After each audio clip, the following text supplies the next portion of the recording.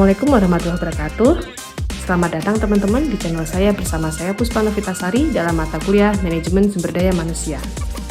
Sebelum kita mulai perkuliahan pada kali ini, teman-teman jangan lupa untuk klik like, subscribe, dan komen sebagai bukti kehadiran.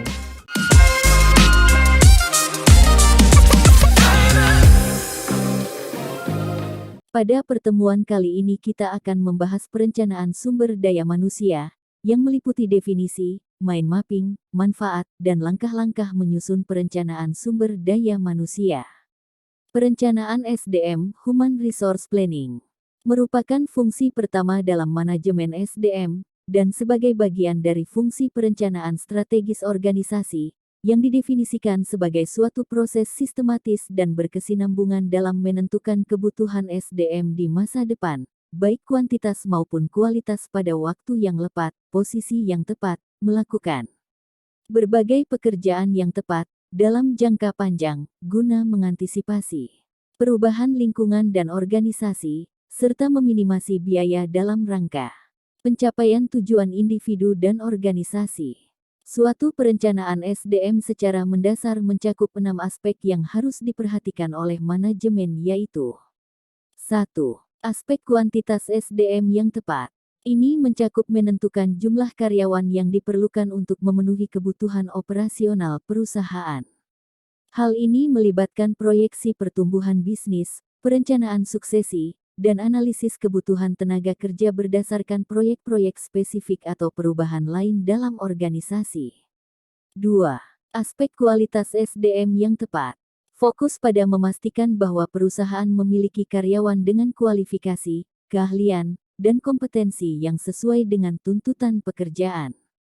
Ini melibatkan proses rekrutmen dan seleksi yang cermat, pengembangan karyawan, pelatihan, dan kebijakan kompensasi yang memotivasi.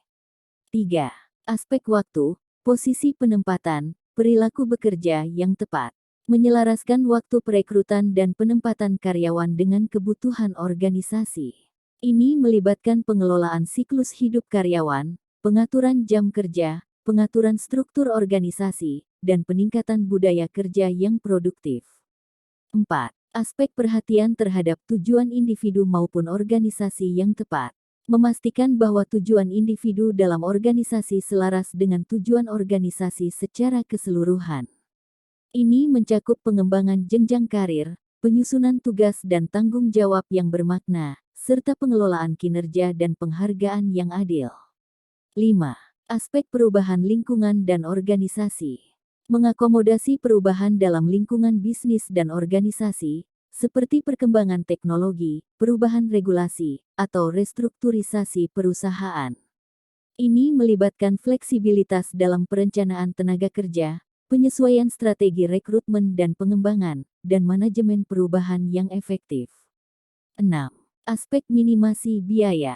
Memastikan bahwa semua keputusan terkait sumber daya manusia mengoptimalkan efisiensi biaya perusahaan. Ini melibatkan evaluasi terhadap investasi sumber daya manusia, kontrol anggaran, dan strategi kompensasi yang sesuai dengan kinerja dan anggaran perusahaan. Perencanaan SDM lebih kompleks daripada perencanaan sumber daya lainnya seperti keuangan, material, mesin, dan lain sebagainya, dikarenakan beberapa hal yaitu, kondisi fisik manusia yang sulit diramalkan, perbedaan karakter individu, heterogenitas manusia, manusia cenderung dinamis dalam melakukan sesuatu. Untuk memperoleh sumber daya manusia diperlukan waktu dan biaya, penanganan konflik antar manusia harus lebih hati-hati, dan kebutuhan manusia cenderung banyak dan beragam. Untuk mempermudah memahami perencanaan sumber daya manusia, maka kita gambarkan mind mapping atau alur berpikir dari perencanaan sumber daya manusia. Perencanaan sumber daya manusia dilakukan dengan memanfaatkan segala bentuk penawaran sumber daya manusia untuk ditempatkan sesuai posisi guna memenuhi permintaan sumber daya manusia. Dalam hal ini, penawaran sumber daya manusia adalah ketersediaan sumber daya manusia atau sumber daya manusia yang dimanifestasikan dalam jumlah karyawan saat ini, untuk penawaran internal, dan sejumlah lamaran dari luar kepada organisasi, untuk penawaran eksternal. Penawaran ini dipengaruhi oleh faktor-faktor seperti tingkat pendidikan, keahlian, preferensi pekerjaan, dan kondisi pasar tenaga kerja. Dalam keseimbangan pasar tenaga kerja, permintaan dan penawaran sumber daya manusia bertemu, menentukan tingkat upah dan jumlah tenaga kerja yang digunakan. Sedangkan permintaan sumber daya manusia merujuk pada persyaratan sumber daya manusia serta jumlah tenaga kerja yang dibutuhkan oleh suatu perusahaan atau industri untuk memenuhi kebutuhan operasionalnya. Ini dapat dipengaruhi oleh faktor-faktor seperti pertumbuhan bisnis, perubahan teknologi, atau kebijakan pemerintah. Besarnya permintaan dan penawaran ini harus seimbang. Sebagai contoh, sebuah perusahaan yang bergerak di industri garmen membutuhkan 100 karyawan di bagian sewing, maka jumlah karyawan di bagian sewing harus 100 karyawan, tidak boleh kurang atau lebih. Apabila terjadi gap atau kesenjangan baik lebih maupun kurang, maka harus dilakukan tindakan selanjutnya. Apabila kondisi kelebihan karyawan, maka perusahaan tidak perlu mengadakan rekrutmen, pengurangan karyawan, menerapkan pensiun dini, serta menerapkan pengurangan jam kerja. Sebaliknya, jika terjadi kondisi kekurangan karyawan, maka perusahaan perlu memberlakukan peningkatan jam lembur, penambahan karyawan paruh waktu, merekrut karyawan, menunda adanya pensiun karyawan, peningkatan kegiatan pelatihan dan pengembangan, serta mempertimbangkan untuk menggunakan tenaga outsourcing atau pihak ketiga. Perencanaan sumber daya manusia memiliki manfaat, diantaranya 1. Menambah beban kerja tanpa merubah struktur organisasi. Perencanaan SDM memungkinkan perusahaan untuk menyesuaikan dan meningkatkan alokasi sumber daya manusia yang ada tanpa harus mengubah struktur organisasi secara drastis. Dengan mengoptimalkan penggunaan karyawan yang ada, perusahaan dapat menangani peningkatan beban kerja atau permintaan tanpa memerlukan penambahan level atau departemen baru. 2. Merubah struktur organisasi melalui downsizing. Perencanaan SDM memungkinkan perusahaan untuk melakukan restrukturisasi organisasi dengan lebih efisien melalui downsizing, yaitu mengurangi jumlah karyawan atau level organisasi. Ini bisa dilakukan dengan memperhitungkan perubahan kebutuhan tenaga kerja dan menyesuaikan jumlah bawahan, jumlah pekerjaan, atau memperluas span of control. 3. Memperpanjang jam kerja. Dalam beberapa situasi, perencanaan SDM dapat membantu perusahaan dalam mengelola jam kerja karyawan, termasuk mempertimbangkan perpanjangan jam kerja untuk menangani lonjakan produksi atau meningkatkan efisiensi operasional. 4. Mengidentifikasi kesenjangan gap baik kuantitas maupun kualitas SDM. Perencanaan SDM membantu perusahaan mengidentifikasi kesenjangan antara kebutuhan sumber daya manusia saat ini dengan kebutuhan di masa depan, baik dari segi kuantitas maupun kualitas. Ini memungkinkan perusahaan untuk mengambil langkah-langkah yang diperlukan, seperti merekrut lebih banyak karyawan atau meningkatkan pelatihan, untuk menutupi kesenjangan tersebut. 5. Memperoleh SDM yang sesuai kebutuhan pada saat diperlukan dan di masa depan. Perencanaan SDM memungkinkan perusahaan untuk memperoleh sumber daya manusia yang sesuai dengan kebutuhan saat ini dan di masa depan. Dengan memprediksi kebutuhan tenaga kerja, perusahaan dapat mengambil langkah-langkah proaktif dalam merekrut, mengembangkan, dan mempertahankan karyawan yang sesuai. 6. Sebagai dasar pengembangan talenta karyawan dan program SDM lainnya. Perencanaan SDM menyediakan dasar yang kuat untuk pengembangan talenta karyawan dan program SDM lainnya, seperti rekrutmen dan seleksi, pelatihan, dan remunerasi. Dengan memahami kebutuhan sumber daya manusia saat ini dan di masa depan, perusahaan dapat merancang program-program ini dengan lebih efektif untuk mencapai tujuan bisnisnya. Dalam menyusun perencanaan SDM, perlu dilakukan dalam 6 langkah, yaitu 1. Analisis faktor penyebab perubahan SDM. Langkah ini melibatkan identifikasi dan pemahaman terhadap berbagai faktor yang dapat mempengaruhi kebutuhan dan kondisi sumber daya manusia dalam suatu organisasi, seperti perkembangan teknologi, perubahan regulasi, dan perubahan dalam lingkungan bisnis. 2. Peramalan kebutuhan SDM.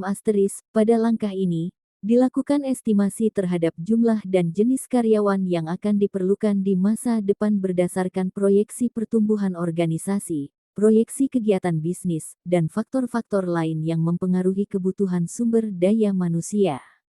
3. Penentuan kebutuhan SDM.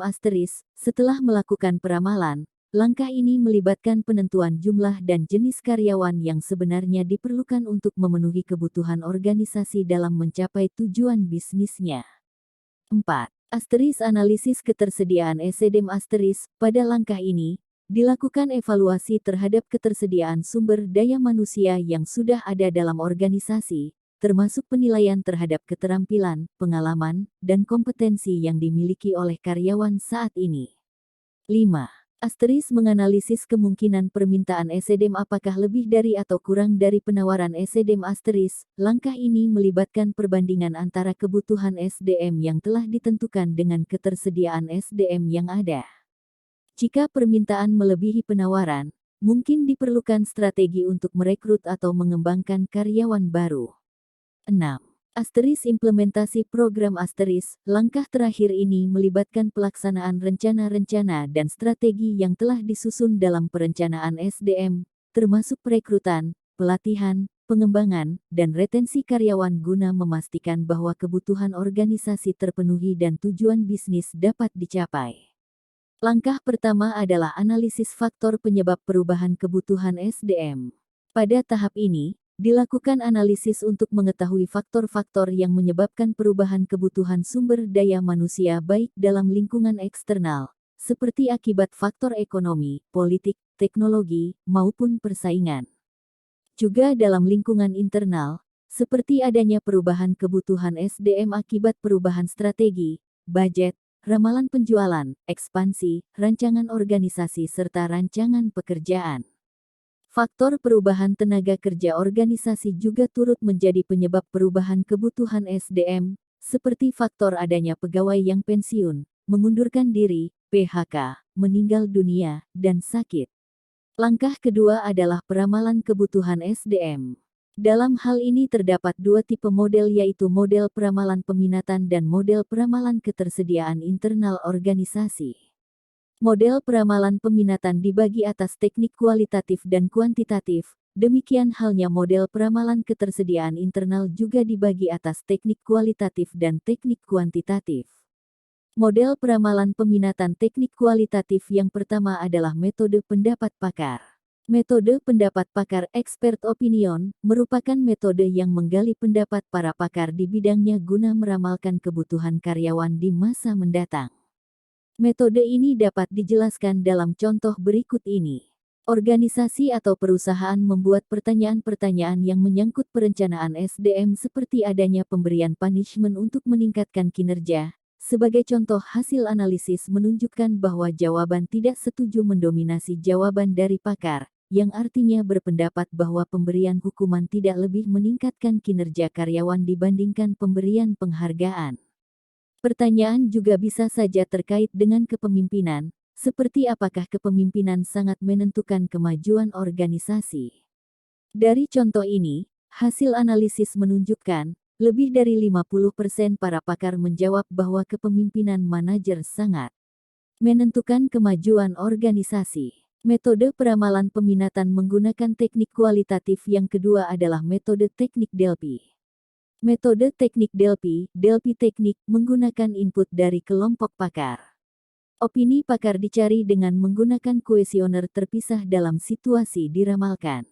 Opini pakar kemudian digabungkan dan dikembalikan kepada para pakar untuk opini tanpa nama yang kedua. Proses ini berlangsung beberapa pakar hingga pakar pada umumnya setuju pada satu penilaian. Metode ini dapat dijelaskan dalam langkah-langkah berikut ini. 1. Pemimpin mengidentifikasi masalah yang perlu dinilai dan menyusun kuesioner. 2. Calon peserta ditentukan dan diminta untuk dapat bekerja sama. 3. Pemimpin menyampaikan kuesioner kepada peserta yang bersedia, mencatat penilaian dan rekomendasi merdeka, dan mengembalikan kuesioner. 4.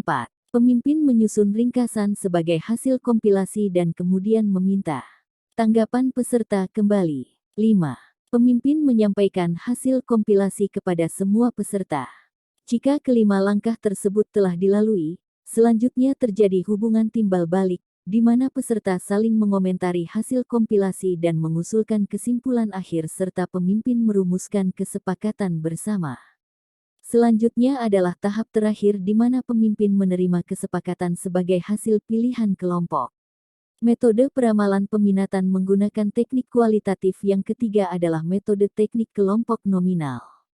Metode teknik kelompok nominal nominal group teknik berbeda dengan teknik Delphi, membutuhkan pakar untuk bertemu secara langsung. Gagasan mereka biasanya timbul secara bebas pada saat pertama kali, didiskusikan sebagai kelompok dan kemudian disusun sebagai laporan. Metode ini dapat dijelaskan dalam langkah-langkah berikut ini. 1. Kelompok kecil terdiri dari 4-5 orang berkumpul di sekitar meja. Dan pemimpin mengidentifikasi masalah dan memberikan peserta peraturan. 2. Peserta menuliskan semua masalah yang terjadi pada mereka, menjaga kerahasiaan pribadi mereka saat ini. Kreativitas didorong selama tahap ini. 3. Pemimpin meminta setiap peserta untuk menyajikan masalah dan menulisnya di papan tulis sampai semua ide-ide telah dicatat. 4. Peserta mendiskusikan satu sama lain berbagai ide yang ditulis tersebut, menjelaskan, mengembangkan, dan mengevaluasinya sebagai sebuah kelompok. 5. Peserta memberikan peringkat ide-ide tersebut secara pribadi dalam suatu urutan dan kesukaan mereka sendiri. 6. Peringkat tertinggi di antara peserta ini diadopsi sebagai hasil penilaian kelompok. Selanjutnya kita akan membahas metode peramalan peminatan menggunakan teknik kuantitatif, yaitu metode proyeksi tren. Metode teknik proyeksi tren, trend projection, merupakan teknik regresi statistik dengan cara membuat perbandingan statistik dari hubungan masa lampau di antara berbagai faktor. Sebagai contoh adalah hubungan secara statistik antara penjualan kotor dan jumlah yang akan dibutuhkan dan dengan menghitung rasio produktivitas. Menghitung rata-rata jumlah unit yang diproduksi per karyawan. Rata-rata ini diaplikasikan untuk ramalan penjualan untuk menentukan jumlah karyawan yang dibutuhkan. Metode ini dapat dijelaskan dalam uraian berikut ini, di mana jumlah kebutuhan SDM dihitung dari nilai faktor bisnis atau penjualan perusahaan, dan dibagi dengan produktivitas karyawan atau penjualan per karyawan. Contohnya untuk menghitung proyeksi kebutuhan SDM tahun 2014 di mana nilai penjualan per karyawan diasumsikan sama dengan tahun sebelumnya, yakni di tahun 2013 nilai penjualan per karyawan adalah 12,52. Data penjualan menunjukkan nilai Rp4.095 pada tahun 2014, sehingga kebutuhan karyawan sebesar Rp4.095 dibagi dengan 12,52. Hasilnya tahun 2014 diproyeksikan membutuhkan 327 karyawan. Model ekonometrika dalam perencanaan SDM adalah suatu pendekatan analisis yang menggunakan konsep dan metode ekonometrika untuk memahami dan memodelkan hubungan antara variabel-variabel ekonomi dengan aspek-aspek sumber daya manusia dalam suatu organisasi atau pasar tenaga kerja. Tujuannya adalah untuk memberikan pemahaman yang lebih dalam tentang bagaimana faktor-faktor ekonomi mempengaruhi kebutuhan, perilaku, dan kinerja sumber daya manusia. Model ekonometrika dalam perencanaan SDM dapat berupa model statistik yang kompleks, seperti regresi linier, regresi berganda, analisis deret waktu, atau model-model lain yang sesuai dengan karakteristik data yang tersedia dan tujuan analisis. Sebagai contoh dalam soal ini menjabarkan aktivitas SDM seperti menganalisis kebutuhan SDM saat ini dan yang akan datang dan lain-lain, yang kemudian dapat diketahui nilai rata-rata, standar deviasi, dan signifikansinya. Selanjutnya kita akan membahas metode peramalan ketersediaan internal organisasi menggunakan teknik kualitatif. Yang pertama adalah metode ketersediaan keahlian. Dalam metode ini, setiap karyawan diukur kemampuan hard skill dan soft skill-nya, dan dibandingkan dengan karyawan lainnya.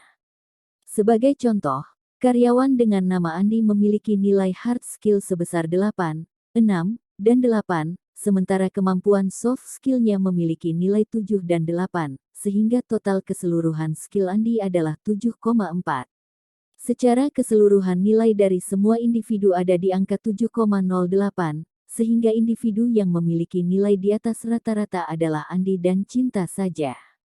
Model peramalan ketersediaan internal yang selanjutnya adalah bagan pergantian karyawan. Metode bagan pergantian karyawan replacement chart ini dapat dijelaskan dalam uraian berikut. Keterangan. Nama-nama yang ada pada bagan merupakan kandidat yang akan mengalami pergantian jabatan, yaitu A. Sedang dalam proses promosi. B. Membutuhkan pengembangan. C. Tidak dapat menduduki posisi jabatan saat ini karena tidak memenuhi persyaratan jabatan. 1. Kinerja di atas target. 2. Kinerja rata-rata. 3. Kinerja di bawah rata-rata yang masih dapat diterima. 4. Kinerja rendah dan tidak dapat diterima. Sebagai contoh manajer ada dalam kategori A, 1 yang artinya manajer sedang dalam proses promosi, dan memiliki kinerja di atas target. Model peramalan ketersediaan internal yang selanjutnya yaitu rencana suksesi. Pada model ini, diberikan kuesioner yang memuat pendapat mengenai keberhasilan organisasi, yang dinyatakan dalam skala Likert 1 hingga 5. Setelah itu seluruh angka akan dijumlahkan, jika nilai berada di antara 40 hingga 50, maka dapat dikatakan perencanaan dan program manajemen di organisasi atau perusahaan tersebut adalah yang terbaik. Model peramalan ketersediaan internal organisasi menggunakan teknik kuantitatif. Yang pertama adalah model analisis perputaran karyawan atau turnover analisis, dihitung melalui perhitungan jumlah karyawan yang berhenti bekerja dalam 1 tahun, dibagi dengan total jumlah karyawan dalam 1 tahun, dikali 100. Jika dalam 1 tahun terdapat 25 orang karyawan yang berhenti bekerja baik karena PHK, mengundurkan diri maupun sakit permanen, sedangkan total jumlah karyawan dalam 1 tahun tersebut sebanyak 500 orang, maka tingkat turnover karyawan adalah sebesar 25 dibagi 500 kali 100% sama dengan 5%. Model peramalan ketersediaan internal organisasi teknik kuantitatif yang kedua adalah Markov Analysis. Analisis Markov dalam perencanaan SDM adalah metode yang digunakan untuk memodelkan dan memprediksi perubahan status atau kondisi karyawan dalam suatu organisasi atau sistem kerja seiring waktu. Metode ini didasarkan pada konsep rantai Markov, di mana status atau kondisi saat ini hanya bergantung pada status atau kondisi sebelumnya dan tidak dipengaruhi oleh peristiwa-peristiwa masa lalu yang lebih jauh. Sebagai contoh, terdapat jenjang karir dari perakit yang dikategorikan P, kemudian naik 1 tingkat yakni mekanik 1 atau M1, naik 1 tingkat di atasnya yakni mekanik 2 atau M2, dan naik 1 tingkat di atasnya adalah manajer divisi atau MD. Maksud dari periode T ke periode T+1 adalah periode 1 tahun. Untuk klasifikasi perakit atau P yang posisinya tetap perakit atau P dalam waktu setahun, adalah 1.329 karyawan, sedangkan yang naik ke klasifikasi M1 sebanyak 68 karyawan, yang naik ke klasifikasi M2 sebanyak 5, dan seterusnya. Nilai total adalah nilai dari jumlah seluruh klasifikasi. Dari nilai tersebut, maka dapat dihitung probabilitas dari setiap transisi klasifikasi. Sebagai contoh probabilitas karyawan dengan klasifikasi jabatan mekanik yang pindah ke mekanik 1 adalah 0,0371 yang diperoleh dari nilai 68 dibagi 1832 dikali 100% yaitu 0,0371, dan seterusnya. Langkah yang ketiga adalah penentuan kebutuhan SDM pada masa depan, yang meliputi jumlah dan kemampuan yang dimiliki, baik untuk jangka pendek maupun jangka panjang. Dalam hal ini penentuan kebutuhan SDM disajikan dalam rencana tahunan atau ditulis setiap bulannya. Langkah yang keempat adalah analisis ketersediaan suplai SDM dan kemampuan perusahaan. Analisis ketersediaan suplai SDM IB adalah memperkirakan ketersediaan sumber internal, yaitu proses pemeriksaan tenaga kerja yang ada, jumlah dan jenisnya. Teknik analisis yang digunakan yaitu replacement chart, yaitu gambaran singkat mengenai siapa menggantikan apabila suatu jabatan kosong. Ada tambahan catatan tentang informasi calon pekerja yang disebut replacement summary, yaitu daftar kemungkinan pengganti untuk setiap jabatan. Bentuk dari replacement chart adalah sebagai berikut. Setiap atasan dalam hal ini manajer dan supervisor, memiliki bawahan yang selanjutnya diklasifikasikan menjadi 3 kategori yaitu A. Siap dipromosikan, B. Butuh pengalaman, C. Belum sesuai. Di samping itu, karyawan tersebut juga diklasifikasikan kinerja, 1 untuk kinerja baik sekali, 2 untuk kinerja cukup, 3 untuk kinerja kurang, dan 4 untuk kinerja sangat kurang. Setelah menyusun replacement chart yang memuat kandidat-kandidat pilihan, selanjutnya dibuat replacement summary untuk menunjukkan kandidat yang paling layak untuk dipilih. Dalam hal ini adalah Handoko yang sebelumnya masuk di klasifikasi A1 atau kandidat yang siap dipromosikan dan kinerja baik sekali, serta calon 2 yakni Bawono yang sebelumnya masuk di klasifikasi B1 atau butuh pengalaman dan kinerja baik sekali. Membuat replacement chart dan replacement summary perusahaan dapat melakukan human resource audit, yaitu sebuah proses mengumpulkan informasi dengan memakai formulir khusus untuk memeriksa keadaan SDM saat ini, yang meliputi keterampilan, pengalaman, pendidikan, dan data pribadi lain. Formulir khusus tersebut disebut skill inventory. Berikut merupakan contoh skill inventory. Dalam dokumen ini memuat deskripsi karyawan tersebut yang meliputi nama, jabatan, usia, masa kerja, dan jabatan yang pernah diduduki, serta keahlian, gambaran tugas saat ini, tanggung jawab, dan tingkat pendidikan. Tahap yang kelima adalah penentuan dan implementasi program. Apabila jumlah permintaan SDM sama dengan penawaran SDM, maka tidak diperlukan tindakan lebih lanjut. Namun jika terjadi suplai SDM yang lebih tinggi dibandingkan demand SDM terjadi oversupply, perusahaan perlu mempertimbangkan beberapa tindakan seperti pengurangan karyawan, dan sebagainya. Nah, demikian pembahasan pada perkuliahan kita kali ini. Semoga menambah wawasan dan pengetahuan teman-teman semua. Kita ketemu lagi di lain kesempatan. Terima kasih. Assalamualaikum warahmatullahi wabarakatuh.